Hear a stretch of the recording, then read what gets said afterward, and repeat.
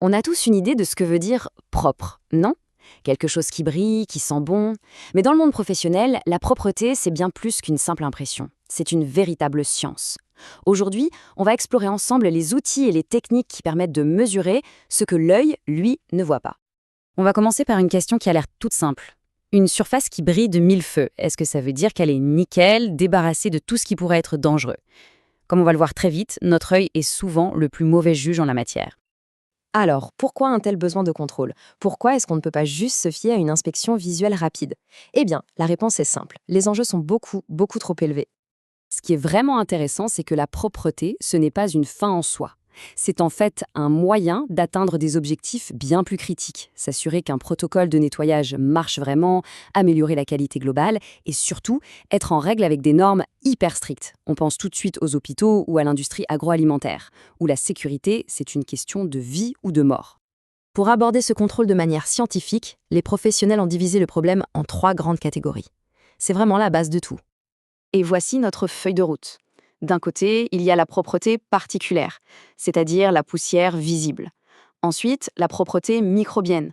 Là, on part à la chasse aux bactéries et aux virus invisibles. Et enfin, la propreté chimique, qui vise à éliminer les restes des produits de nettoyage. Chaque type a son but, son action et sa méthode de contrôle bien à lui. Allez, on plonge tout de suite dans la première catégorie. On commence donc par le plus intuitif, le contrôle de ce qu'on peut, en théorie, voir. La poussière et les particules. Le premier outil, c'est l'échelle de Bacharach. C'est une méthode toute simple mais super maligne pour quantifier le niveau de poussière. L'idée, c'est de comparer un échantillon de saleté pris avec un chiffon à une échelle de gris. C'est un peu comme un nuancier de peinture, mais pour la crasse. Le protocole est très méthodique. On plie en chiffon, on essuie une zone bien définie, puis on compare la tâche obtenue à l'échelle. Et ça change tout. On passe d'une observation subjective, du genre « c'est un peu poussiéreux », à une donnée objective, un chiffre, par exemple un niveau 3. D'accord, mais on fait quoi pour les particules invisibles à l'œil nu? C'est là que la technologie nous donne un coup de main. La lampe UV utilise un principe bien connu, la fluorescence. Sous cette lumière spéciale, certaines particules, qu'on ne verrait pas en temps normal, se mettent à briller et trahissent leur présence.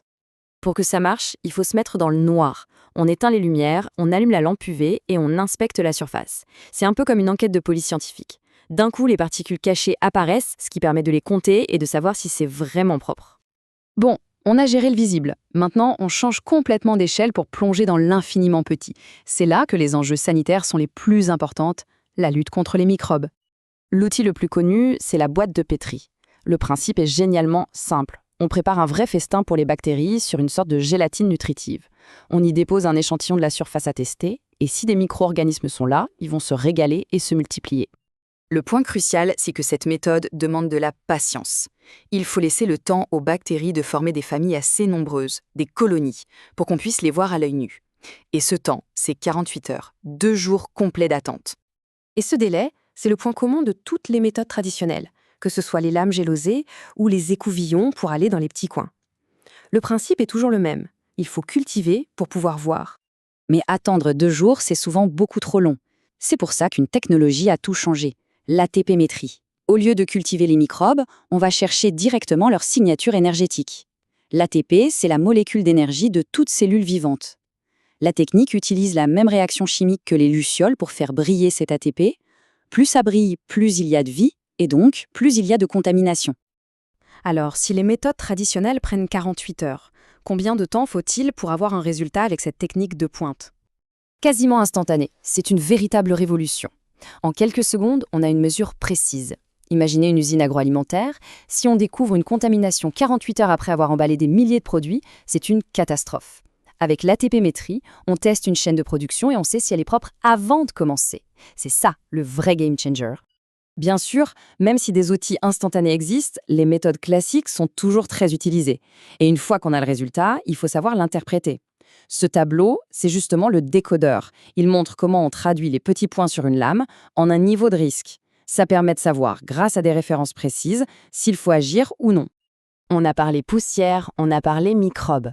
Mais il reste un dernier ennemi, souvent oublié, les résidus des produits qu'on a utilisés pour nettoyer. Un bon nettoyage ne doit rien laisser derrière lui. Pour ça, l'outil le plus simple, c'est le bon vieux papier pH. L'objectif est hyper simple. On veut être sûr que la surface est neutre, avec un pH autour de 7.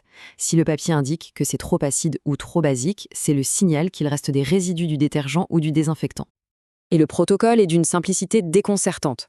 Quelques gouttes d'eau, on trempe la petite bandelette et la couleur nous donne la réponse en quelques secondes. C'est super important pour les surfaces en contact avec la nourriture, ou dans les labos où un résidu chimique pourrait fausser une expérience. La propreté, c'est aussi l'absence de ce qu'on a ajouté. Au bout du compte, tous ces outils, de la simple échelle de grille à la bioluminescence des lucioles, nous ramènent à une idée centrale. Le but du nettoyage professionnel, ce n'est pas de faire joli, c'est d'apporter la preuve mesurable que l'environnement est sûr. Alors la prochaine fois qu'on verra une surface étincelante, la question à se poser n'est peut-être pas « est-ce que ça brille ?», mais plutôt « qu'est-ce que les tests racontent ?» Finalement, la propreté, c'est une simple apparence ou une véritable science ? Je crois que la réponse est devenue assez évidente.